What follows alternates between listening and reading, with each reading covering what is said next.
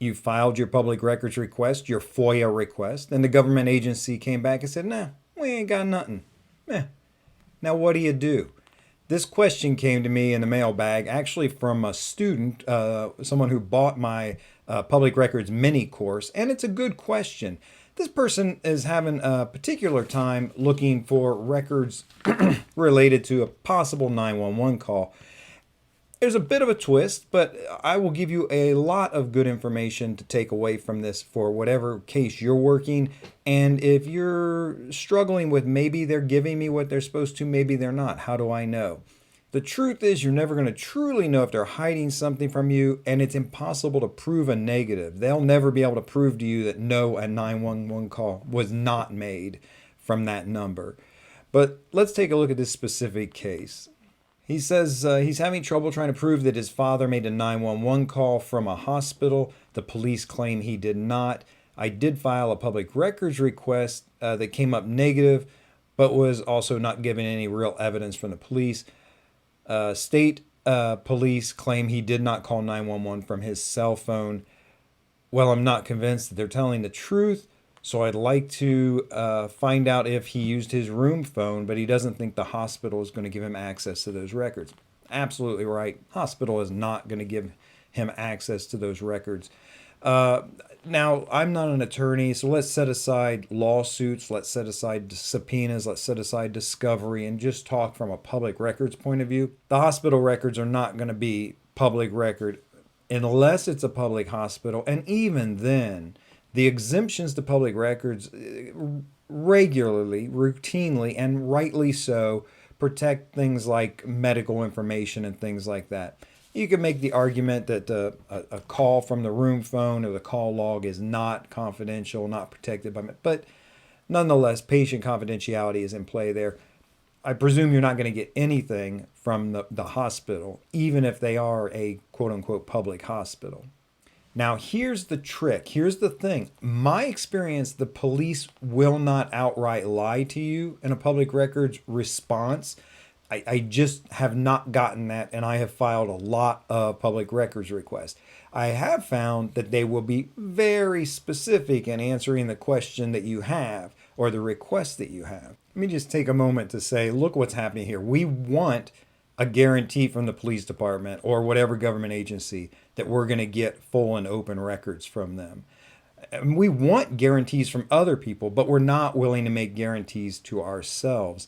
Look, if you know the value of training, if you know that you're going to get even one more case from a course you take, one more solved case because of the information you know from the course you took, if you know you're going to get 10 times the money incoming to you, profit net from the cost of the course, then you know it's worth a lot. And my public records mini course is 100% satisfaction guaranteed for a full year. If you don't like anything about it, whatever, it doesn't matter, reach out to me. No questions, no nothing, just a prompt refund to you.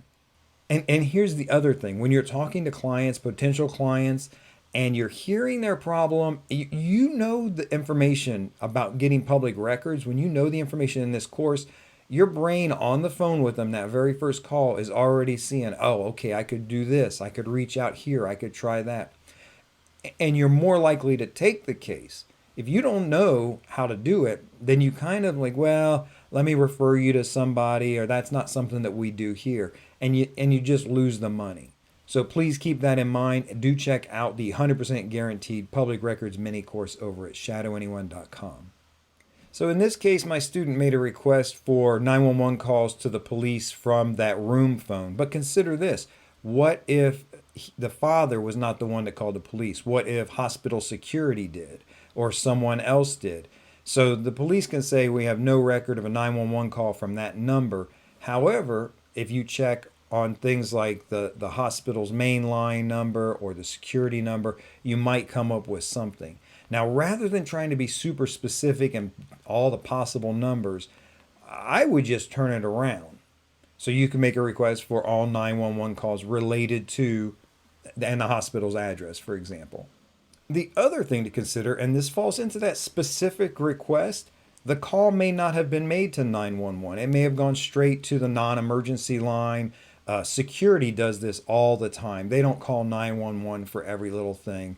Security at any facility that has any interaction with the police regularly will call the non-emergency line, sometimes called the radio room.